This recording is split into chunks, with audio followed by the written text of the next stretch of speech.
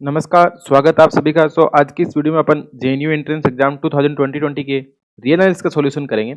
Real analysis क्या है कि किसी भी एमएससी एंट्रेंस एग्जाम हो या मैथमेटिक्स बोलें, उसका की है as a real analysis is the key of entrance exam. अगर आपने रियल एनालिसिस के क्वेश्चन बड़े अच्छे से समझ लिए, अच्छे से कर लिए, तो आप भले आप डीयू का एग्जाम दे रहे हो, भले आप जेएनयू का दे रहे हो और भले आप बीएचयू का और सीयूसीटी का एग्जाम दे रहे हो, आप हर एग्जाम में अच्छा कर सकते हैं। तो इसके लिए तो जेएनयू का जो एग्जाम है, इसमें जो क्वेश्चन पूछा रहे हैं वो थोड़े कॉन्सेप्चुअल है, यानी कि इसमें थोड़ा अच्छा कॉन्सेप्ट का यूज करा गया। आपको बेसिक डेफिनेशन पता होनी चाहिए।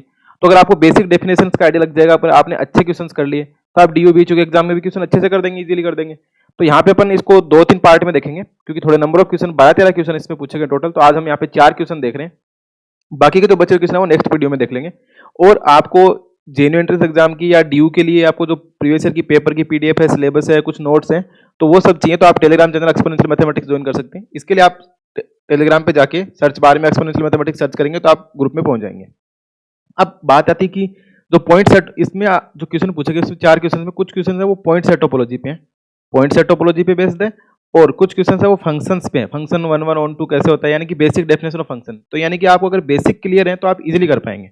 और आप चाहते हैं कि आपको ये जो यहाँ पे जो क्वेश्चन बताए जा रहे हैं उनकी पीडीएफ भी मिल जाए सॉल्यूशन के सहित, तो आपको एक काम करना पड़ेगा। आपको इस वीडियो पे अगर 50 लाइक आ जाते हैं और अगर 200 व्यू आ जाते हैं तो आपको ये पीडीएफ शेयर कर दी जाएगी ग्रुप में, 200 व्यू आते हैं जैसे ही। और अगर आपको ये लगता है कि रियल एनालिसिस में क्या होता है कि जैसे ही आपको कॉन्सेप्ट देखते हैं, डेफिनेशन अगर आपने अच्छे से पढ़ी है तो आपको जैसे पता होना चाहिए, जैसे अपन क्वेश्चन करेंगे तो आपको आइडिया लगेगा।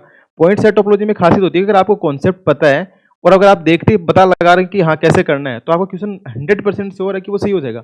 और आपको बेसिक कॉन्सेप्ट ही नहीं पता है तो आप नहीं कर पाएंगे। तो अगर आप चाहते हैं कि आप सिस्टमेटिक वे से पॉइंट सेट टोपोलॉजी है वो पढ़ें, तो ये 10-11 लेक्चर में कंप्लीट जो पॉइंट सेट टोपोलॉजी है बड़े सिस्टमेटिक वे से आईआईटी जेईई और ये जो एमएससी एंट्रेंस के सिलेबस के अकॉर्डिंग पढ़ाया गया है। तो उन 10-11 वीडियो की प्ले लिस्ट है वो आपको आई बटन में और डिस्क्रिप्शन बॉक्स में मिल जाएगी। इसी प्रकार से अगर जेएनयू एंट्रेंस एग्जाम 2019 और 2020 की सॉल्यूशन सीरीज चल रही है, तो उसके सॉल्यूशन की पीडीएफ जो प्ले लिस्ट है वो भी आपको मिल जाएगी। तो अपन आज का अपना वीडियो है उसमें क्वेश्चन स्टार्ट करते हैं। तो यहाँ पे सबसे जो पेपर का पहला क्वेश्चन वो था कि which of the following is compact subset of R, यानी कि आर का कौन सा सेट इनमें से कॉम्पैक्ट सबसेट है। अब यहाँ पे आपको दिख रहा है करेक्ट आंसर, पर अपन इसको वेरीफाई करेंगे। अपन को यहाँ से कुछ नहीं देखना है कि कौन सा करेक्ट है क्या है। तो अपन इसको देखते हैं कि -1/n, n belongs to n, union singleton 0, union 0, यहाँ पे ये ओपन 0, -1 है, ये सेट है। और दूसरा option -1/n union -1/n, n belongs to n, union open 0 close 1, यानी कि सिंगलटन 0 हटा दिया गया सेट में। यहाँ पे 1 2 3 एक सेट है, 4, 5 एक क्लोज इंटरवल है, बाउंडेड इंटरवल है, और 6 + 1/n, n belongs to n है, और 1 -1/n, n belongs to n, और यूनियन ऑफ है ओपन से 1 और क्लोज पे 2। अब अपन को बताना है कि यहाँ पे कौन सा सबसेट है वो कॉम्पैक्ट है, और आर का कॉम्पैक्ट सबसेट पूछा है, कॉम्पैक्ट सबसेट ऑफ आर। तो अब आपको सबसे पहले तो पता होना चाहिए कि कॉम्पैक्ट सबसेट क्या होता है। अब अपन कॉम्पैक्ट सबसेट जैसे बोले तो अपने को दिमाग में आता है कि कॉम्पैक्ट वो होता है जो closed plus bounded subset of R का, यानी कि क्लोज भी हो जाए वो बाउंडेड सबसेट ऑफ आर का, बाउंडेड सबसेट ऑफ आर, उसको अपन क्या बोलते हैं कि वो कैसा होगा, कॉम्पैक्ट होगा। ये बात आर के लिए नहीं, इनफैक्ट ये आर एन के लिए ट्रू होती है। आर एन जैसे अपन बोलते हैं कि R cross R, R cube बोलते हैं, जैसे R cross R cross R cross ये, तो इसके भी किसी भी सबसेट होगा उसके लिए भी ये बात ट्रू है, यानी कि वो कॉम्पैक्ट होने के लिए क्या होना चाहिए, क्लोज होना चाहिए और बाउंडेड होना चाहिए। अब किसी सेट को अपन क्लोज कैसे चेक करते हैं, तो क्लोज चेक करने के लिए अपन को सबसे पहले बात आती है कि उसकी लिमिट पॉइंट उस सेट में अगर कंटेन है, लिमिट पॉइंट सारे के सारे अगर उसी सेट में कंटेन है तो वो सेट कैसा हो जाता है, क्लोज हो जाता है। और बाउंडेड चेक करते हैं, तो अपन इसकी सारी डेफिनेशन देखिए। कॉम्पैक्ट के लिए अपन को क्लोज पे आना पड़ता है, क्लोज के लिए अपन को लिमिट पॉइंट चाहिए, बाउंडेड चाहिए। तो ये सब क्या है, basic part of point topology है। अगर आपको ये सब देखना नहीं आ रहा तो आप क्वेश्चन नहीं कर पाएंगे। तो सबसे पहली बात है कि आपको ये सब बेसिक पता होना चाहिए। तो अपन इसकी सारी टर्मिनोलॉजी को यानी इसकी चीर फाड़ करते हैं इस क्वेश्चन की। तो आगे बढ़ते हैं। तो यहाँ पे पहला ऑप्शन है -1/n, n belongs to n, union singleton 0, union 0, -1 open sorry close पे। तो पूछा कौन सा सेट है वो कॉम्पैक्ट है। तो सबसे पहले subset A of R N is compact if and only, वो क्या होना चाहिए, क्लोज और बाउंडेड दोनों होना चाहिए। अब क्लोज होने का मतलब है कि जैसे कोई सेट ए है तो इसके लिमिट पॉइंट के सेट को अपन ए डैश से डिनोट करते हैं, यानी कि set of all limit point of A denoted by A dash. अगर कोई सेट ए क्लोज कहलाएगा अगर इसके सारे के सारे लिमिट पॉइंट क्या हो जाए, यानी कि ए के अंदर ही आ जाए, यानी कि ए डैश है वो पूरा का पूरा ए में कंटेन हो जाए, तो ये subset A is close if and only if A dash contain in A. ये इफ एंड ओनली रिजल्ट होता है, यानी कि अगर ए डैश है वो पूरा ए में चला जाए, इसका मतलब ए के सारे लिमिट पॉइंट ए के अंदर ही आ जाए। या अपन इसको ऐसे बोल सकते हैं कि ए क्लोजर इक्वल्स टू ए हो जाए। और ए क्लोजर क्या होता है, ए यूनियन ए डैश, यानी कि ए और उसके लिमिट पॉइंट दोनों को मिला के जब अपन बोल रहे हैं कि ए डैश पूरा का पूरा ए में चला जाएगा तो ए यूनियन ए डैश क्या बन जाएगा, ए बन जाएगा, क्योंकि ए डैश तो पूरा ए में चलेगा। तो ये कब होगा, जब क्लोज होगा, यानी कि क्लोजर इक्वल्स टू क्या आ जाए, वो इसी सेट क्या आ जाए, या सारे लिमिट पॉइंट उस सेट के अंदर है, तो वो सेट कैसा होता है, क्लोज होता है। बाउंडेड बोलने का मतलब क्या है, बाउंडेड बोलने का मतलब ये कि वो बाउंडेड बिलो भी होना चाहिए और बाउंडेड अबव भी होना चाहिए, बाउंडेड बिलो और बाउंडेड अबव। अब बाउंडेड बिलो और बाउंडेड अबव का मतलब कि कोई दो नंबर एग्जिस्ट करे स्मॉल के और कैपिटल के, कि जो भी सेट आप ले रहे हैं उसके सारे मेंबर उन दो सेट के दो एलिमेंट के बीच में आ जाए, के स्मॉल के और कैपिटल के बीच में पूरे अक्स आ गए, किसके वाले, पूरे अक्स ए के, यानी कि जो अपना ए है वो कंटेन कर दे स्मॉल के से कैपिटल के, दो नंबर ऐसे एग्जिस्ट कर जाने चाहिए रियल नंबर कि पूरा सेट इसके बीच में चला जाए, तो अपन क्या बोल देंगे, ए अपना कैसे है, बाउंडेड है।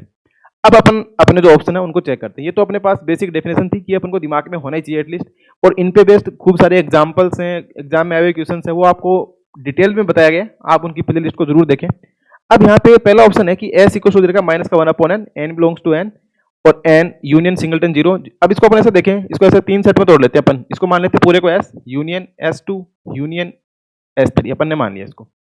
अब अपना ये सेट है -1/, इसमें एलिमेंट कैसे होंगे, माइनस का 1 आएगा, माइनस का 1/2 आएगा, माइनस का 1/3 से चलते जाएंगे, और लास्ट में जब n टेंस टू इन्फिनिटी होगा तो ये किसकी ओर जा रहा है, ये टेंस टू 0 हो रहा है। पर क्या 0 इसमें आ पाएगा, 0 इसमें नहीं आ पाएगा, क्योंकि इन्फिनिटी तो होती ही नहीं है, तो इसका मतलब 0 इसमें नहीं है। तो ये सेट कैसा हो गया, ये अब सारे की सारी वैल्यू क्या है, सबसे छोटी वैल्यू तो इसकी क्या है, माइनस का 1 है, और सबसे बड़ी वैल्यू कब आएगी, जब इन्फिनिटी की ओर जाएगा 0, तो यानी कि -1, -1/2, -1/3, और ये लास्ट में सबसे लास्ट में क्या आएगा, 0 आएगा। पर 0 इसमें कभी आ नहीं पाएगा, तो ऐसा बोल सकते हैं कि दो नंबर एग्जिस्ट करके स्मॉल माइनस का 1 और 0, यानी कि स्मॉल के का काम कौन कर रहा है, माइनस का 1, और कैपिटल के काम कौन कर रहा है, 0, यानी कि इस जो सेट के एलिमेंट है वो सारे के सारे किस में बिलोंग कर रहे हैं, ऐसे बोल सकते हैं कि -1 और 0 के बीच लाई कर रहे हैं सारे के सारे। तो अपने को अब इसका मतलब अब -1 तो इस सेट के अंदर है पर 0 सेट के अंदर नहीं है, और अपन ऐसा भी देख सकते हैं कि 0 है वो इस सेट का क्या है, लिमिट पॉइंट है, limit n tends to infinity करने पर इसकी वैल्यू क्या आ रही है, 0 आ रही है, तो 0 इस सेट का लिमिट पॉइंट है, प्लस 0 इस सेट के अंदर नहीं है, यानी S1 में नहीं है, S की बात नहीं कर रहे अपन, S1 लेके चल रहे हैं, बस इतना सही है वाला सेट। तो इसके अंदर क्या 0 इसके अंदर बिलोंग नहीं कर रहा, और जबकि 0 किस में बिलोंग कर रहा है, S1 डैश में कर रहा है, यानी इसका लिमिट पॉइंट है। बट अगर S2 अपने को सिंगलटन 0 दे दिया और इन दोनों का यूनियन है, तो जैसे अपन S1 यूनियन S2 करेंगे, S1 यूनियन S2 करेंगे, तो 0 इसके अंदर शामिल हो जाएगा, 0 belongs to S1 union S2, तो इसका मतलब 0 S में चला गया। बोलने का मतलब है कि ये जो अपना जो सेट था पहले वाला, इसका जो लिमिट पॉइंट है वो तो अपने पास क्या आ गया, इसका जो लिमिट पॉइंट आ गया वो इस सेट के अंदर आ गया। जैसे अपन ये देखें, ये सेट अपना है -1/n, इसका लिमिट पॉइंट पहले वाले सेट का 0 है, और 0 इस सेट के अंदर नहीं है, पर S2 के अंदर 0 अपने को गिवन है, यहाँ पे 0 अपने को गिवन है, तो 0 इसके अंदर भी आ गया, ठीक है। और सिंगलटन 0 तो अपन को पता है क्लोज भी होता है, बाउंडेड भी होता है, तो ये वाला सेट भी क्लोज तो नहीं है पर बाउंडेड है, ये अभी दोनों को शामिल कर लेंगे तो क्लोज प्लस बाउंडेड बन जाएगा। अब अपन ओपन 0 क्लोज -1 की बात करते हैं, यानी कि ओपन S2 ये तो क्लोज हो ही गया, पहले वाला सेट भी हो जाएगा। अब ओपन 0 क्लोज -1, अपन को पता है कि कोई सेट 0 -1 है, अब इसका मतलब ये सेट बाउंडेड तो है, क्योंकि इसके सारे जितने भी नंबर वो -1 और 0 के बीच में, यहाँ पे सॉरी माइनस का 1 नहीं है, ये 1 ही है, क्योंकि अगर अपन किसी सेट को लिखते हैं तो वो असेंडिंग ऑर्डर में लिखते हैं, इसको लिखने का तरीका फिर ये होता है -1 0, तो इसका मतलब ये -1 नहीं है, यहाँ पे 1 है, ये ध्यान रखें वहाँ पे, क्योंकि पेपर में शो नहीं हो रहा था कि क्या लिखा होता है, ये 1 है, तो ठीक है, इससे कोई फर्क नहीं पड़ेगा, कोई भी इंटरवल a, b टाइप का ऐसा हो तो वो उसका अगर लिमिट पॉइंट का सेट निकाले तो हमेशा ये बन जाता है क्लोज a, b, ये भले a b कुछ भी लो अपन। तो अब इस सेट का लिमिट पॉइंट निकालेंगे तो वो क्या बनेगा, क्लोज 0 -1, ये 0 -1 ना बोल के इसको बोल सकते हैं 0 1, तो अब इस सेट का लिमिट पॉइंट क्या है, 0 1। अब कुल मिलाने की बात ये है कि जो S1 union S2 union S3 अपन ले रहे थे, तो इसका सेट का लिमिट पॉइंट क्या आ रहा था, 0 आ रहा था, इसका भी 0 तो आ ही रहा है और पूरा सेट खुद आ रही है S3, ऐसे बोल सकते हैं 0 यूनियन S3, पर S3 में 0 नहीं है, ये S3 में 0 नहीं है, तो अपन को 0 ऐड करना पड़ेगा। पर जैसे अपन S1 union S2 union S3 करते तो 0 इसमें ऑटोमेटिकली ऐड हो, क्योंकि S तो अपना 0 ही है। अब इसका मतलब 0 इसका लिमिट पॉइंट था और वो 0 इसमें अपन ऐड कर दिया, इसका मतलब क्या हुआ, जो अपना सेट S गिवन है 0 उसका लिमिट पॉइंट है, लिमिट पॉइंट तो और भी है 0 के अलावा, पर बाकी तो सारे के सारे S के अंदर ही है, क्योंकि ये जो पूरा S3 है ये इसके लिमिट पॉइंट खूब सारे, हर पॉइंट इसका लिमिट पॉइंट है, पर वो तो इसके अंदर ही है। अब 0 इसके अंदर था नहीं, पर अपने S2 से 0 ऐड कर दिया, तो इसका मतलब 0 इसका लिमिट पॉइंट था और 0 इसके अंदर भी चला गया, तो यानी कि सारे के सारे लिमिट पॉइंट इसके अंदर ही आ गए, तो यानी कि S डैश जो सेट था वो पूरा का पूरा S के अंदर ही कंटेन हो गया, तो S क्या हो गया, S इज क्लोज बन गया जैसे ही। अब S क्लोज भी बन गया और S बाउंडेड तो है ही, क्यों है बाउंडेड, क्योंकि -1/n बिलोंग्स टू n है, तो ये तो 0 और सॉरी -1 और 0 के बीच में लाई कर रहा है, 0 खुद बाउंडेड है और 0 से 1 भी बाउंडेड है, यानी पूरा सेट बाउंडेड भी है क्लोज भी, इसका मतलब सेट कैसा हो गया, कॉम्पैक्ट सबसेट ऑफ R हो गया, यानी कि पहला ऑप्शन जो गिवन है वो क्या हो गया, कॉम्पैक्ट सबसेट ऑफ R हो गया, तो ये इसका करेक्ट ऑप्शन हो गया पहला। अब बाकी क्यों नहीं है वो अपन को जानना जरूरी है, क्या पता चौथा ही हो, कभी ऐसा भी पूछ सकता है। इस क्वेश्चन में आप ये भी ध्यान रखना, जरूरी नहीं है कि आपको कॉम्पैक्ट पूछ ले तो the following set is bounded, क्योंकि जेएनयू के पेपर में क्वेश्चन ऐसे आ रहे हैं कि ए इज करेक्ट है, ए ऑप्शन करेक्ट है, बी करेक्ट है, सी करेक्ट है, ए व बी है, बी व सी है, ए है सी है, सारे करेक्ट हैं। तो आपको ये भी पूछा जा सकता है, इस क्वेश्चन को थोड़ा और घुमाया जा सकता है कि बाउंडेड बताओ, बाउंडेड कौन से, क्लोज कौन से, तो अपन को ऐसे चेक करना पड़ेगा। अब अपन नेक्स्ट ऑप्शन पे चलते हैं। नेक्स्ट ऑप्शन बोला -1/n, n belongs to n, union open zero से क्लोज वन। अब देखो ये ओपन जीरो से क्लोज वन है। अब आप देख सकते हैं कि ये वाला सेट और जो अपना ए ऑप्शन था उसमें सिर्फ इतना ही फर्क है कि उसमें सिंगलटन जीरो ऐड था, यहाँ पे सिंगलटन जीरो नहीं है। बट अपन देख रहे हैं कि सिंगलटन जीरो वो इसका लिमिट पॉइंट है, इसका भी लिमिट पॉइंट, इसका भी लिमिट पॉइंट है, पर वो इसके अंदर तो कहीं शामिल ही नहीं हो रहा। इसका मतलब जीरो तो क्या है, इसका सेट ऑफ लिमिट पॉइंट्स में तो बिलोंग कर रहा है एस डैश में, पर zero doesn't belongs to S, पर एस के अंदर तो जीरो नहीं है। इसका मतलब एस डैश पूरा का पूरा कंटेन नहीं है एस में, जब पूरा का पूरा एस डैश एस में कंटेन, इसका मतलब एस क्लोज नहीं है। यहाँ पे बाउंडेड तो है एस, पर ये क्लोज नहीं है। क्लोज नहीं है तो कॉम्पैक्ट नहीं होगा। बाउंडेड तो दिख रहा है क्योंकि वही सारी वैल्यू तो बाउंडेड तो हो जाएगा, पर ये क्लोज नहीं है, इसका मतलब ये कॉम्पैक्ट नहीं होगा। तो बी ऑप्शन क्या हो गया, रॉन्ग हो गया। अब बात करते हैं सी वाले की। अब यहाँ पे देख फाइनाइट सेट लिखा है 1 2 3, अब यहाँ पे ये 1 2 3 यूनियन क्लोज 0 से 5 और union 6 + 1/n belongs to n। अब आप एक बात ध्यान में रखना हमेशा कि कोई भी अगर फाइनाइट सेट होता है ना वो हमेशा क्लोज और बाउंडेड होता है। फाइनाइट सेट होगा इसका मतलब कुछ फाइनाइट नंबर आएंगे, वो नंबर आप डिसाइड कर पाते हो, ये फाइनाइट नंबर है तो आप नंबर का भी अनुमान लगा सकते हैं क्या नंबर होंगे, तो वो बाउंडेड हो गया। और फाइनाइट सेट क्लोज इसलिए हो जाता है कि उसका कोई लिमिट पॉइंट ही नहीं होता। जब कोई लिमिट पॉइंट ही नहीं होता तो वो सारे के सारे इसी के अंदर आ जाएंगे। तो इसका मतलब क्या हो जाएगा, कोई फाई है, फाई तो हर सेट में कंटेन होता है, जिसका मतलब लिमिट पॉइंट तो सेट क्या आएगा फाई। तो यानी ये वाला सेट तो क्लोज एंड बाउंडेड है, और ये तो अपन को दिख रहा है क्लोज इंटरवल है, और क्लोज इंटरवल हमेशा क्या होता है, क्लोज और बाउंडेड होता है, तो ये भी क्लोज और बाउंडेड है। अब बात आते हैं अपन 6 + 1/n, n बिलोंग्स, तो इसकी बात करनी है अपने को। अब इसको देखते हैं कि 6 + 1/n दिखेगा कैसा। इसमें n = 1 पुट करेंगे सबसे पहले तो 7 आएगा, 6 + 1/2, 6 + 1/3, ऐसे डॉट डॉट चलते जाएगा। और जब n टेंड्स टू इन्फिनिटी करेंगे तो 6 आएगा। पर आप देखेंगे 6 इसका लिमिट पॉइंट है। अब देखो यहाँ पे आपको समझ नहीं आ रहा होगा 6 का लिमिट पॉइंट कैसे है। 6 इसका लिमिट पॉइंट बोलने का मतलब ये होता है कि कोई भी पॉइंट लिमिट पॉइंट कहलाता है अगर उसके नेबरहुड में सेट के इनफाइनाइटली मेनी पॉइंट्स कंटेन कर दें। जब ये ऐसे मानो कि यहाँ पे 6 है, ठीक है, अब जब n की वैल्यू बहुत बड़ी होगी तो 1/n तो बहुत छोटा हो जाएगा, यानी कि 6 + 0.000 कुछ ऐसा नंबर आएगा एक। और अब ये वाला जो 6 है तो इसके नेबरहुड में देखेंगे, इसका नेबरहुड तो ये होगा, ये वाला इसका नेबरहुड होगा। तो जब 6.000 इसका नेबरहुड होगा, जैसे मान लो आपने n की वैल्यू 2000 रखी, फिर 2019 रखेंगे, 2018 रखेंगे, ऐसे तो वो सब क्या होगा 6 पॉइंट समथिंग समथिंग, यानी वो यहाँ पे लाई करेगी। तो यानी कि इसके नेबरहुड में क्या आ जाएंगे, सेट के इनफाइनाइटली मेनी पॉइंट आ जाएंगे। कौन से, जो n की ग्रेटर देन n की जो लार्जर वैल्यू के लिए। इसका मतलब 6 क्या हो जाएगा, इसका लिमिट पॉइंट हो जाएगा। और आपको ऐसे क्वेश्चन और समझने हैं तो आप उस वीडियो में पहले लिस्ट में देखें जहाँ पे लिमिट पॉइंट वाला टॉपिक है, तो वो आप जरूर देखें। तो इसका 6 लिमिट पॉइंट हो गया, पर क्या 6 इस सेट के अंदर आ पाएगा कभी? 6 इस सेट के अंदर नहीं आ पाएगा। क्यों? क्योंकि अपन n tends to infinity put करेंगे तभी 6 इसके अंदर आएगा, और वैसे n टेंड्स टू इन्फिनिटी इसके अंदर आ नहीं सकता। तो 6 इसका लिमिट पॉइंट तो है पर वो सेट के अंदर नहीं है।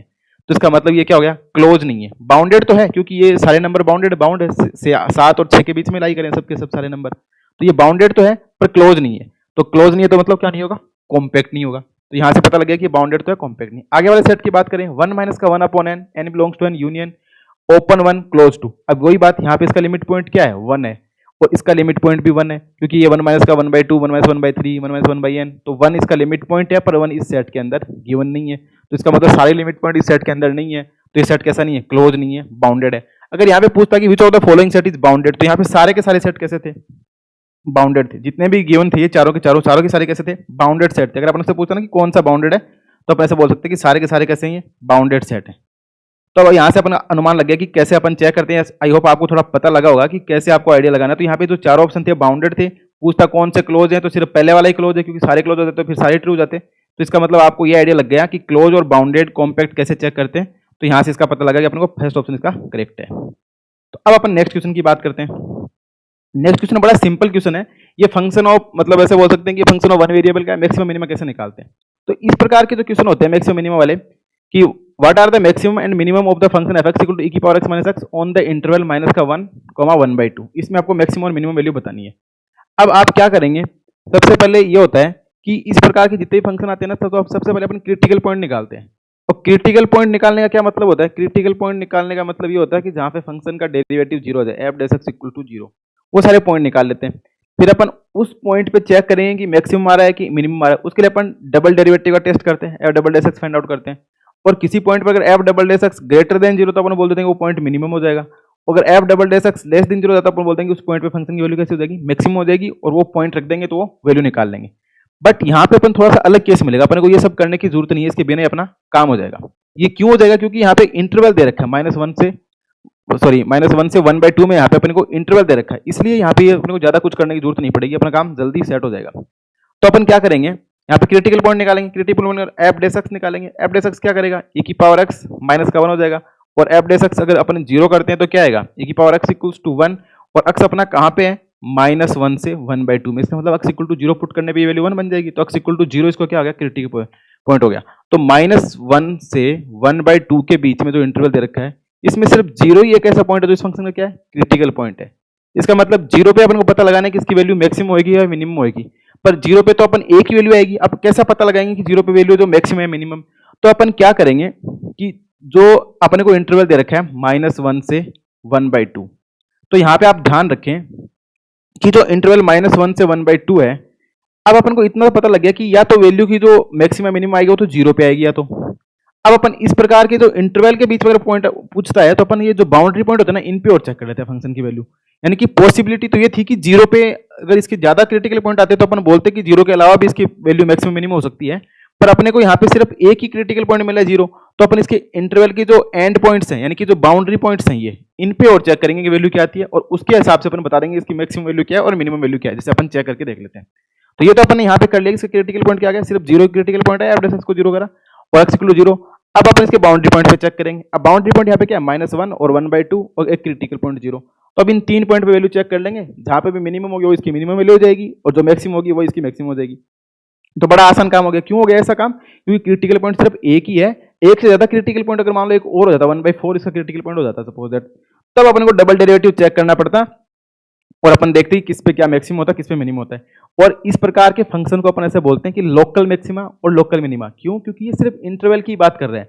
अगर ग्लोबल यानी कि ग्लोबली यानी लार्जली एग्जिस्ट करे तो ये इंटरवल तो छोटा सा इंटरवल है, वैसे इंटरवल छोटा नहीं होता है, अनकाउंटेबल ही होता है, पर ये इस इंटरवल में बात करें, बाकी रियल नंबर तो रह गए बहुत सारे, पूरी रियल लाइन आर पे बात करें तो इसका मतलब इसके ग्लोबल मैक्सिमा नहीं है, इसका लोकल मैक्सिमा, इसको अपन लोकल मैक्सिमा और मिनिमा बोलेंगे। तो अपन -1, 1/2 और 0 पे चेक करते हैं। तो एफ ऑफ 0 देखेंगे तो वो कितना आएगा, e की पावर 0 माइनस का 0 यानी कि 1 आ गया, e की पावर 0 1 हो जाता है। एफ ऑफ -1 देखेंगे तो e की पावर माइनस का 1 माइनस ऑफ -1 यानी कि 1/e+1 बन जाएगा। और f 1/2 करेंगे तो ये √e माइनस का 1 और रूट e की वैल्यू होती है 2.7 और इसमें से कुछ हटाएंगे तो ये 1.7, मतलब ये 1 से ज्यादा ही वैल्यू आएगी। तो ये वाली वैल्यू 1 से ज्यादा है, और ये भी 1 से ज्यादा है, और ये भी 1 से ज्यादा है। तो अब यहाँ पे जो मैक्सिमम वैल्यू है ना वो 1 + 1/e है, ठीक है, क्योंकि ये छोटी हो जाएगी, इसमें से e 1 जो भी अपन कैलकुलेटर की मदद से ऐसे थोड़ा आइडिया लगाएं तो ये तो क्या है 1 आ रही है एक तो अब मिनिमम वैल्यू तो 1 है, क्योंकि ये इसमें भी 1 में कुछ ऐड हो रहा है और इसमें भी 1 में कुछ ऐड ही होगा, क्योंकि √1.27 सॉरी जो e की वैल्यू होती है वो 2.73 कुछ ऐसा होता है, अपन को पता है √2 की वैल्यू क्या होती है 1.4 कुछ ऐसे होती है। तो इसमें से अगर अपन रूट में से कुछ घटा ही रहे हैं तो ये वैल्यू थोड़ी छोटी आ जाएगी। इसका मतलब क्या होगा, इसकी मिनिमम वैल्यू तो क्या है 1 है, क्योंकि तो 1 से छोटी, सॉरी 1 आ जाएगी मिनिमम वैल्यू तो, और जिसकी मैक्सिमम वैल्यू है वो f-1 पे आ रही है अपने पास 1 + 1/, यानी 1 में कुछ ऐड हो रहा है, यहाँ पे कम हो रहा है, तो यानी कि मिनिमम वैल्यू तो क्या है इसकी 1 है, और मैक्सिमम वैल्यू क्या होगी 1 + 1/e। तो अपन ऐसा ऑप्शन देख सकते हैं जिसमें मैक्सिमम वैल्यू 1 + 1/e है और मिनिमम वैल्यू इसकी 1 है, तो इसका बी ऑप्शन क्या हो जाएगा, करेक्ट हो जाएगा। बाकी तो ऑप्शन कोई मैच ही नहीं कर रहा, √e - 1/2 ऐसा, तो ये अपन को चेक करना था यहाँ पे। सॉरी यहाँ पे ये माइनस का 1 नहीं होगा, जो अपन चेक करें ना f 1/2 ये हो जाएगा e की पावर 1/2 माइनस का 1/2, तो इस वजह से ये क्या थोड़ी छोटी और हो जाएगी। तो यहाँ पे मिनिमम वैल्यू 1, ये आप कहने का मतलब यही है कि आप बाउंड्री पॉइंट्स पे चेक करें और क्रिटिकल पॉइंट, अगर क्रिटिकल पॉइंट एक ही आता है, अगर एक से ज्यादा क्रिटिकल पॉइंट आता है तो अपन को डबल डेरिवेटिव वाला टेस्ट यूज करना पड़ेगा, और फिर अपन >0 और <0 वाला साइन चेक करेंगे। >0 आया तो उस पॉइंट पे मिनिमम, <0 आया तो उस पॉइंट पे मैक्सिमम, पर यहाँ पे एक ही क्रिटिकल पॉइंट है इसलिए अपन बाउंड्री पॉइंट और क्रिटिकल पॉइंट पे, तो यहाँ से अपने को पता लग गया कि इसकी मैक्सिमम वैल्यू तो क्या आ रही है, x = -1 पे 1 + 1/e, और मिनिमम वैल्यू x = 0 पे इसकी 1 आ रही है।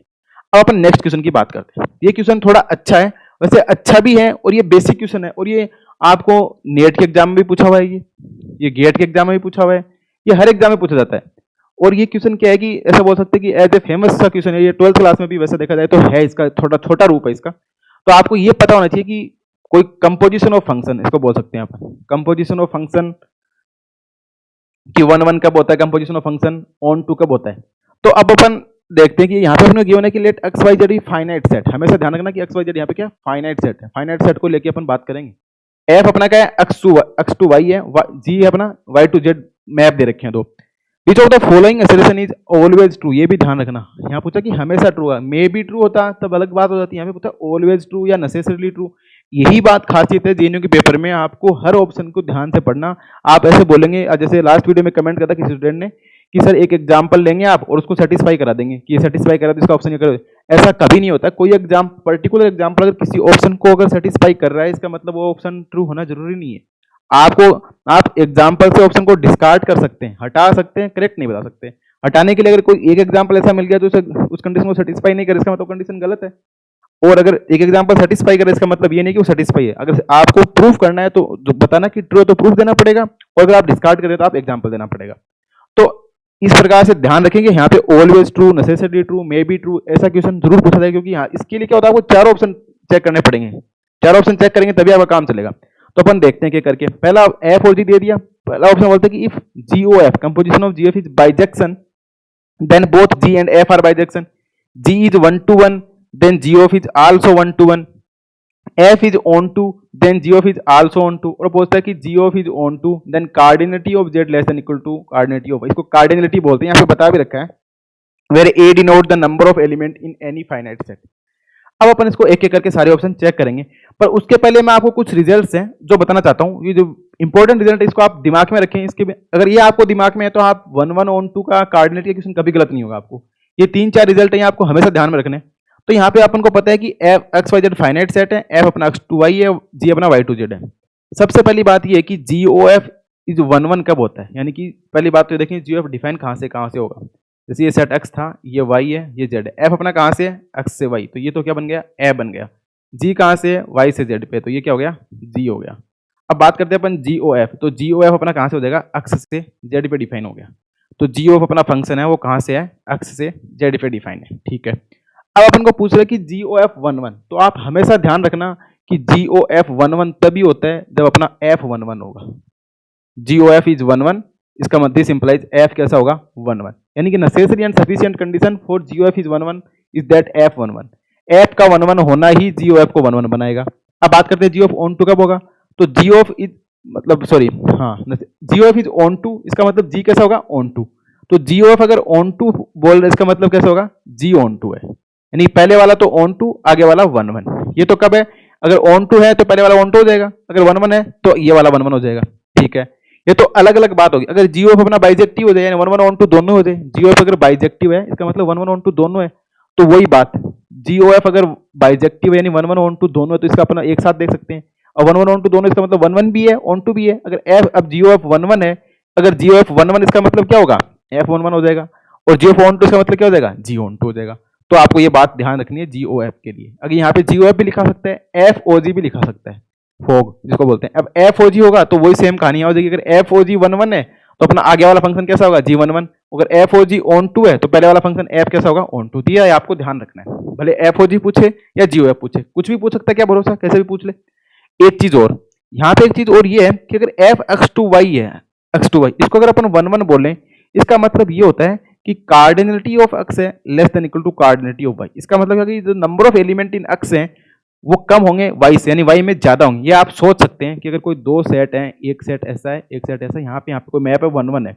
1:1 बोलने का मतलब क्या है, इसके हर एलिमेंट की इमेज यूनिक इमेज मिलेगी, एक एक पे ही मैप होगा, एक यहाँ पे, एक यहाँ पे, एक यहाँ पे। तो इसके पास पॉसिबिलिटी है कि ज्यादा एलिमेंट भी पड़े रहे, पर इससे तो ज्यादा होंगे या इसके बराबर होंगे। यानी कि ए से बी में अगर बात करें तो जितने एलिमेंट ए में है उतने तो बी में मिलेंगे, मतलब तभी तो 1:1 हो पाएगा, क्योंकि एक एक को अलग अलग से मैप करना है। तो अगर ए में 4 है तो बी में आपको 4 तो होने ही चाहिए, तभी तो मैप कर पाओगे, वरना तो 1:1 ही नहीं रहेगा। तो यानी कि अगर 1:1 बोले तो ऐसा बोल सकते हैं कि कार्डिनलिटी ऑफ x है वो less than equal to cardinality of y होगी, जब f अपना x2y पे क्या हो, 1:1 हो। इसको ऐसा भी बोल सकते हैं कि y has more potential than x, यानी कि y ज्यादा ताकतवर है x से। और अगर यही बात अगर f x2y अगर onto हो जाए, onto बोलने का मतलब क्या होता है कि y के हर एलिमेंट की अपने को क्या मिलेगी, प्री इमेज मिलेगी, y के एलिमेंट की प्री इमेज मिलेगी। यानी कि y के अगर 5 एलिमेंट है तो 5 की अपने को प्री इमेज मिलेगी, तो यानी 5 तो x के पास होंगे ही होंगे। ये कब बात है, ये फाइनाइट सेट पे, फाइनाइट सेट पे। और ये भी ध्यान रखना, अगर कोई फंक्शन फाइनाइट सेट पे 1:1 हो जाता है तो वो onto हो जाता है, और कोई फंक्शन फाइनाइट सेट पे onto है तो वो 1:1 भी हो जाता है। तो यहाँ पे क्या होगा कि कार्डिनलिटी ऑफ x ज्यादा होगी, यानी कि x has more potential than y अगर onto है तो। ये 3-4 बातें अपने को दिमाग में होनी चाहिए। अब अपन इसके क्वेश्चंस को, ऑप्शन को देखेंगे और एक एक करके देखेंगे। तो पहला ऑप्शन यहाँ पे ये बोलते हैं कि GOF is bijection, then both G and F are bijection, कि वो दोनों के दोनों बाइजेक्शन। अभी हमने देखा था कि अगर GOF है वो बाइजेक्शन होता है तो पहले वाला तो कैसा होता है, ऑन टू होता है, और आगे वाला कैसा होता है, 1-1 होता है। ये हमने देखा था। अब यहाँ पे बोलते हैं कि बाइजेक्शन है, इसका मतलब क्या होगा, ये तो कंफर्म हो गया कि G ऑन टू तो है और F 1-1 है, पर F के ऑन टू के बारे में और G के 1-1 के बारे में अपन को कुछ नहीं पता, वो अपन देख लेते हैं। तो एक अपन ऐसा फंक्शन डिजाइन करें कि अक्ष y z ले लिया, F अपना अक्ष से y पे, G अपना y से z पे। और अब अगर मान लो अक्ष में 3 एलिमेंट लें, y में 4 ले लेते हैं, क्योंकि अपन को पता है कि F कैसा है, यहाँ पे F अपन को पता है 1-1 है, और अभी हमने देखा था कि अगर F अक्ष से y पे 1-1 है तो y के पास या तो अक्ष के बराबर एलिमेंट होंगे, उससे ज्यादा भी होता है, अपने ज्यादा ले लिए। और G अपना कैसा होगा, ऑन टू, और G ऑन टू होगा तो G कहाँ से, y से z पे, तो ये भी अपन को पता है कि z में जितने एलिमेंट होंगे उसके बराबर या उससे कम ज्यादा किस में होंगे, y में। तो अपन ऐसा करें, इसमें 4 ले लिए, इसमें 3, इसमें 3। तो यहाँ से अपने मैप करा कि जो इसके पहले एलिमेंट को इसके पहले एलिमेंट से मैप कर रहा है, ऐसे कर रहा है, पर यहाँ पे एक एलिमेंट एक्स्ट्रा था उसको भी अपन इस पे मैप कर दिया। अब अपन यहाँ पे देखें तो यहाँ पे अगर आप GOF को देखोगे तो GOF अपन को कैसा दिख रहा है, ऑन टू दिख रहा है। क्यों दिख रहा है GOF ऑन टू, यहाँ से पता लग रहेगा कि GOF है वो कैसा है, अक्ष से z पे है और ये ऑन टू है। जो GOF है वो ऑन टू है। GOF ऑन टू मतलब ऑन टू कब बोलेंगे कि जब, सॉरी बाइजेक्टिव है, यहाँ पे 1-1 ऑन टू दोनों ही है। और अपन ने अभी बोला था कि कोई सेट अगर कोई फंक्शन अगर फाइनाइट सेट से फाइनाइट सेट पर अगर 1-1 है तो ऑन टू भी हो जाएगा, और ऑन टू है तो वो 1-1 भी हो जाएगा। तो यहाँ पे देखें कि इसके एक एलिमेंट इससे हर यूनिकली मैप हो रहा है, ये वाला भी यूनिकली मैप हो रहा है, ये वाला भी इसके थ्रू यहाँ से यूनिकली मैप हो रहा है, और इसके हर एलिमेंट की प्री इमेज मिलती है। तो यानी कि अपने जो कंस्ट्रक्शन करा है वो सही है कि GOF है वो अपना अक्ष से z पे कैसा है। अगर आप इसको 1-1 दिखा दोगे तो अक्ष और z कैसे हैं, दोनों फाइनाइट हैं और दोनों में एलिमेंट भी सेम है, 3-3 एलिमेंट है, तो ये ऑन टू भी बन जाएगा और ऑन टू है तो ये 1-1 भी बन जाएगा, ठीक है। बट यहाँ पे आप देख पा रहे हैं कि जो अपना फंक्शन f है वो ऑन टू नहीं है, क्योंकि इसके अंदर 4 एलिमेंट है और इसकी वाले की कोई प्री इमेज नहीं मिल रही, तो f ऑन टू नहीं है। जब f ऑन टू नहीं है तो बाइजेक्शन कैसे हो जाएगा, f 1-1 तो अपने को पता है डेफिनेशन से हो गया, पर f ऑन टू नहीं है, तो ये बात तो गलत होगी बाइजेक्शन बोलना। अब G अपने को पता है कि G ऑन टू है, पर यहाँ से आप देख रहे हैं कि G 1-1 नहीं है। G 1-1 क्यों नहीं है, क्योंकि G के पास जो इसका डोमेन है y, इसमें 4 एलिमेंट है। अब इसके डोमेन में 4 एलिमेंट है, पर अब इमेज तो अपन को पता है कि लास्ट वाले 2 एलिमेंट एक पे जा रहे हैं, तो एक पे जाने इसका मतलब क्या है कि वो यहाँ पे यूनिक इमेज नहीं मिल पा रही, यूनिक नहीं मिल पा रही, तो ये फंक्शन कैसा नहीं है, यहाँ पे 1-1 नहीं है, ये 1-1 नहीं है, तो G 1-1 नहीं है, G ऑन टू है, तो इसका मतलब ये हो सकता है, जरूरी नहीं है। तो यहाँ पे पूछा ना ऑलवेज ट्रू, तो अपन को एक ऐसा सिस्टम डिजाइन करना पड़ेगा जो इस बात को डिस्कार्ड कर दे, पर जरूरी नहीं है कि ऐसा हो सकता है कि अपन को ऐसा फंक्शन भी मिल जाए कि GOF बाइजेक्टिव हो तो F आइडेंटिटी मैप ले लो तो बाइजेक्टिव भी बन जाएगा, दोनों काम हो जाएंगे। तो इसका मतलब ये ट्रू नहीं है, पर यहाँ पे हमेशा ट्रू होना जरूरी नहीं है, तो पहला ऑप्शन क्या हो गया, गलत हो गया। दूसरा ऑप्शन बोलता है कि G is 1-1 then GOF is 1-1। अपने को गिवन है कि G 1-1 है तो GOF 1-1 होगा, पर अपन ये जानते हैं कि अगर GOF 1-1 होता है तो अपन बोलते हैं कि F 1-1 होता है, पर G के बारे में कुछ नहीं बोलते अपन। अब चेक करते हैं, यहाँ पे अपने को गिवन है कि G अपना y से z पे 1-1 है, इसका मतलब क्या होता है कि अगर 1-1 चेक करने का ये भी क्राइटेरिया होता है कि G ऑफ अगर इमेज बराबर है तो एलिमेंट भी बराबर हो जाएंगे, यानी कि GY1 इक्वल टू अगर GY2 है तो Y1 इक्वल टू Y2 हो जाएगा, ठीक है। अब अपने को बोला कि GOF इज 1-1, अपन मान लेते हैं कि GOF, नाउ सपोज कि GOF कैसा है, अपना 1-1 है, इसका मतलब GOF अक्ष से z पे है, यानी कि इसके दो इमेज लेंथ बराबर है, तो अपन को एलिमेंट बराबर मिलना चाहिए, यानी कि GOF x1 equal to GOF x2 है, इसका मतलब GOF fx1 equal to GOF fx2, यानी कि अब G11 दे रखा है, यानी कि G अगर लगाओगे तो इसकी एलिमेंट है वो इक्वल आ जाएंगे, यानी कि fx1 इक्वल टू fx2 आ जाएगा। बट अपने को तो क्या चाहिए, x1 इक्वल टू x2 चाहिए। अब f(x1) इक्वल्स टू f(x2) है, यहाँ से x1 इक्वल टू x2 तभी आ सकता है जब f कैसा हो 1-1, पर अपन को f के 1-1 के बारे में कुछ नहीं पता, क्योंकि यहाँ पे को G11 गिवन है और तो पूछा GOF। अगर GOF 1-1 होता ना, GOF अगर 1-1 होता तब अपन f को 1-1 बोल सकते, पर G11 तो f के बारे में कुछ नहीं पता, तो f 1-1 हो भी सकता है और नहीं भी, तो यानी x1 बराबर x2 हो भी सकता है और नहीं भी, यानी कि अगर G11 है तो GOF 1-1 हो भी सकता है और नहीं भी, तो इसका मतलब ये भी गलत हो जाएगा, क्योंकि यहाँ पे अपन को बताना है ऑलवेज ट्रू, यानी कि जो हमेशा ही ट्रू हो सकता है वो नहीं, हमेशा ही। अगर मैं भी पूछता तो अपन कर देते इसको, तो दूसरा ऑप्शन भी रॉन्ग हो गया। अब अपन बात करते हैं नेक्स्ट ऑप्शन की। नेक्स्ट में बोलता है कि f is onto then GOF is onto, वही मतलब कन्वर्स पूछ रहा है, GOF होता है तो अपन को रिजल्ट पता है कि f के बारे में क्या होगा, G के बारे में क्या होगा। ये बोल रहा है कि f और G पे कंडीशन दे दी, तो आप बताओ कि GOF के बारे में क्या होगा, ऐसा अपने से पूछा जा रहा है। अब यहाँ पे f ऑन टू है, f अपना कहाँ से कहाँ पे, अक्ष से y पे, और G कहाँ से, y से z पे। अब GOF की बात करो सपोज दैट, तो GOF ऑन टू होने का मतलब क्या होगा कि यहाँ से जो z है, GOF अपना अक्ष से z पे, ये भी पता है कि GOF अपना फंक्शन है वो अक्ष से z पे डिफाइन है, तो जब अक्ष से z पे डिफाइन है तो यानी कि जेड के हर एलिमेंट की इमेज अपने को यूनिकली एक्स में मिलेगी। पर एक बात ये भी तो पता है ना कि जी ओ एफ है वो अक्ष से जेड पे है, अब बीच में वाई भी तो है ना, अपन को जेड पे अक्ष में बीच में वाई पे आना पड़ेगा, यानी कि जेड के हर एलिमेंट की इमेज पहले वाई में तो मिलनी चाहिए, तभी तो अपन वाई की इमेज अक्ष में ढूंढेंगे। वरना अपन ऐसे तो है नहीं कि सीधा अक्ष से डायरेक्ट जेड पे आ सकते हैं, डायरेक्ट तो नहीं आ सकते, क्योंकि पहले अपन क्या करेंगे, जेड के हर एलिमेंट की इमेज वाई में देखेंगे। अब जेड की हर एलिमेंट की वाई में देखेंगे, वो यूनिक में, इसका मतलब जी कैसा होना चाहिए, ऑन टू होना चाहिए। पर यहाँ पे तो अपने को एफ ऑन टू दे रखा है, जी के बारे में तो कुछ बात ही नहीं करी। तो जी अगर ऑन टू होता है तो जी अगर ऑन टू हो जाएगा, एफ ऑन टू दे रखा है तो जी ऑफ अपना ऑन टू बन जाएगा, क्योंकि अपन ये भी तो पढ़ा है जी ऑफ ऑन टू होने के लिए अपन को पता है कि जी को ऑन टू होना चाहिए। अब यहाँ पे जी के बारे में कुछ नहीं देखा, तो जी मे और मे नॉट भी ऑन टू, तो जी अगर ऑन टू हो जाएगा तो जी ऑफ भी ऑन टू हो जाएगा, जी अगर नहीं है तो ये भी नहीं होगा, तो ये भी नीड नॉट बी ट्रू हो जाएगा, तो ये भी गलत हो गया। अब आगे अपने को पूछ रहे हैं कि अगर जी ओ एफ अगर ऑन टू है तो इसको ऐसे बोला है कि cardinality of Z is less than equal to cardinality of Y, ऐसा होगा अगर G O F onto है। तो अपन ने अभी देखा था अगर G O F onto है तो पहले वाला तो ऑन टू हो जाता है, दूसरे वाला वन हो जाता है, तो जी ऑफ ऑन टू इसकी जी ऑन टू हो जाएगा। जैसे यही बात, ये एग्जांपल ले लें कि एक्स से वाई, वाई से जेड, और ये अपना जेड से वाई और एक्स। अब एफ देखते हैं, जी ऑफ ऑन टू है तो जी भी ऑन टू, एक्स से वाई पे, वाई से जेड पे। अब जी ऑन टू इसका मतलब अपने अभी थोड़ी देर पहले देखा था कि फाइनाइट सेट है और जी ऑन टू है, तो यानी कि जेड में जितने मेंबर हैं उनसे ज्यादा मेंबर किस में होंगे, वाई में होंगे, यानी cardinality of Z less than equal to cardinality, तो डायरेक्टली ट्रू होगा, क्योंकि जी ओ एफ जैसे ही ऑन टू बोला अपन ने पता रहा, रिजल्ट याद करा कि जी ऑफ अगर ऑन टू होता है तो अपना क्या हो जाएगा, जी ऑन टू हो जाएगा, जी ऑन टू। अगर ये यहाँ पे ऐसे बोलता कि G O F one one है तो अपन को पता है जी ऑफ वन होता है, एफ वन वन होते हैं, तो इसको ऐसे बोल देता cardinality of X less than equal to cardinality of, तब ये वाला ऑप्शन भी अगर होता, ऐसा अगर लिखा होता कि जी ओ एफ अगर वन वन है then cardinality of X less than equal to cardinality of Y, तो ये वाला ऑप्शन भी करेक्ट हो जाता है यहाँ पे। क्यों? क्योंकि जी ऑफ जैसे ही वन वन बोला इसका मतलब क्या हो जाएगा, एफ वन वन, और एफ अगर वन वन हो जाता है इसका मतलब कार्डिनेटी ऑफ एक्स क्या हो जाएगी, less than equal to cardinality of Y. तो ऐसा ऑप्शन भी आ सकता है, कोई जरूरी नहीं है कैसा है, कैसा भी आ सकता है। तो इसका मतलब क्या हो जाएगा, यहाँ पे अपना फोर्थ ऑप्शन है वो करेक्ट हो जाएगा कि जी ओ एफ अगर ऑन टू है तो कार्डिनेटी ऑफ जेड कैसी है, less than equal to Y. और जहाँ पे बोला कि ये जो ए इसका मतलब है कि number of element in the set A, यानी इसका मतलब number of element in the Z, number of element in the Y, तो यानी वाई में ज्यादा एलिमेंट होंगे किससे, जेड से। तो आई होप आपको ये क्वेश्चन समझ में आया होगा। अगर कोई डाउट आता है आपको किसी प्रकार तो आप कमेंट बॉक्स में पूछें, आपको जरूर आंसर मिलेगा, टेलीग्राम पे भी आप मैसेज करके पूछ सकते हैं। अब अपन नेक्स्ट क्वेश्चन की बात करें कि नेक्स्ट क्वेश्चन में बोला कि A N equals to minus one की पावर एन प्लस वन, ये यहाँ पे प्लस वन है, one plus one upon two N plus one for N greater than equal to one, which of the following is correct. अब limit superior और limit inferior निकालने, तो इस प्रकार के क्वेश्चंस को करने के लिए बड़ा ही आसान सा एक सिंपल सा तरीका है। आपको मैं बोल रहा हूँ आप पॉइंट सेट टोपोलॉजी वाले लेक्चर जरूर देखें, आपको इस प्रकार के क्वेश्चन में कभी डाउट नहीं आएगा। आप फटाक से देखेंगे क्वेश्चन को, देखते हैं आप लिमिट पॉइंट सीक्वेंस की कैसे निकालते हैं, सीरीज का कैसे निकालते हैं, और ये पॉइंट सेट टोपोलॉजी के क्वेश्चन तो आपके 100% श्योर हो जाए कि आपके क्वेश्चन सही हो जाएंगे। आपको बस ऐसे देखते ही आइडिया लग जाएगी कि हाँ कैसे क्या करना है। तो यहाँ पे दे रखा है माइनस वन की power N plus one, one plus one upon two N plus one.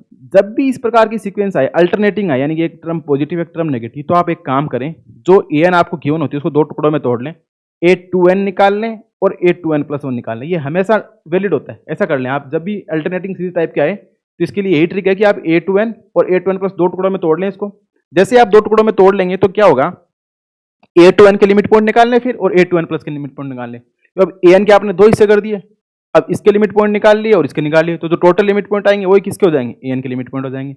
और अगर आप किसी सीक्वेंस के या सेट के पूरे लिमिट पॉइंट निकाल लेते हो, लिमिट पॉइंट अगर आपके पास सारे आ जाते हैं, तो ये एक रिजल्ट है कि उस लिमिट पॉइंट का जो मैक्सिमम होता है वही लिमिट सुपीरियर होता है, और उस लिमिट पॉइंट में जो सबसे छोटा होता है वही क्या होता है, लिमिट इंफीरियर होता है। तो अपन यहाँ पे अल्टरनेटिंग सीक्वेंस दे रखी है, तो अपन इसको दो टुकड़ों में तोड़ेंगे, ए टू एन और ए टू एन प्लस वन, दोनों के लिमिट पॉइंट निकाल लेंगे। जो सबसे छोटा होगा वो लिमिट इंफीरियर बन जाएगा, और सबसे बड़ा होगा वो लिमिट सुपीरियर बन जाएगा। अगर आपको ऐसी फीलिंग आ रही है कि आपने बहुत सारे क्वेश्चन कर लिए, तो नेक्स्ट वीडियो में आपको पता लग जाएगा क्या होने वाला है, रियल के क्वेश्चन कैसे हैं। ये थोड़ा इसमें बेसिक क्वेश्चन थे, बेसिक डेफिनेशन थे और थोड़े अच्छे क्वेश्चन थे। अब देखते हैं अपन ने क्या करा, एन को दो टुकड़ों में तोड़ लिया अपन ने, माइनस वन की power N plus one, one plus one upon two N, तो ए टू एन लिखेंगे, यानी एन की जगह टू एन कर देंगे, तो माइनस वन की power two N plus one, one plus one upon two into two N plus one, अपने ए टू एन निकाला है। तो ये माइनस वन की power two N plus one, one plus one upon four N plus one बन गया।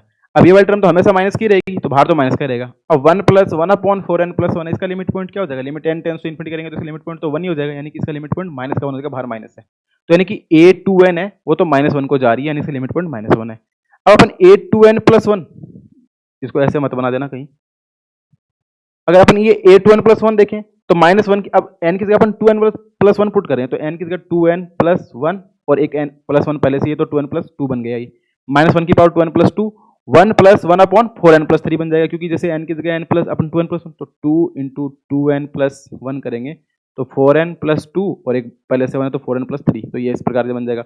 अब यहाँ पे limit n tends to infinity a two n plus 1 करेंगे तो a टू n प्लस 1 गई तो ये तो हमेशा प्लस रहेगा, क्योंकि -1 की पावर 2n प्लस 2 तो प्लस बन जाएगा। तो बाहर तो आ गया +1, मल्टीप्लाई किससे हो रहा है 1 प्लस 1 अपॉन, तो ये लिमिट एंड 0 बन जाएगा, तो ये 1, इसका लिमिट पॉइंट क्या आ गया 1 आ गया। यानी जो an थी उसको अपने दो टुकड़ों में तोड़ा, a2n और a2n प्लस 1, इसका लिमिट पॉइंट -1, इसका लिमिट पॉइंट 1। इसके अलावा इस सीक्वेंस का कोई भी लिमिट पॉइंट नहीं हो सकता। a2n और a2n प्लस 1 के जो लिमिट पॉइंट आएंगे वही an के आएंगे, इसके अलावा कोई लिमिट पॉइंट नहीं हो सकता। इसका मतलब इसके लिमिट पॉइंट दो ही आएंगे, -1 और 1। अब इसके लिमिट पॉइंट -1 और 1 दो ही हैं, तो सबसे बड़ा लिमिट पॉइंट तो 1 है, तो वही इसका क्या हो जाएगा लिमिट सुपीरियर, और सबसे छोटा लिमिट पॉइंट क्या -1, वो इसका क्या हो जाएगा लिमिट इंफीरियर। तो इसका मतलब इसका जो लिमिट सुपीरियर है वो तो क्या आएगा 1, और लिमिट इंफीरियर है वो क्या आ जाएगा -1, तो ये इसका लिमिट इंफीरियर। ये इसका लिमिट पॉइंट भी पूछ सकता है, तो 1 पूछेगा लिमिट पॉइंट का सेट बताओ तो -1 और 1, बड़ा सिंपल क्वेश्चन हो गया। तो आई होप आपको पता लगा होगा कैसे रियल एनालिसिस के क्वेश्चन आते हैं, इनको अपन एक एक करके इसके कॉन्सेप्ट से ऐसे देखें। इसके बाद नेक्स्ट वीडियो में अपन इसके डिफरेंशियल कैलकुलस, इंटीग्रल कैलकुलस और बाकी जो रियल के बचे हुए क्वेश्चन वो भी देख लेंगे। अगर आपको कोई डाउट आता है तो आप जरूर पूछें। So thanks for watching and keep continue watching exponential mathematics. Thank you.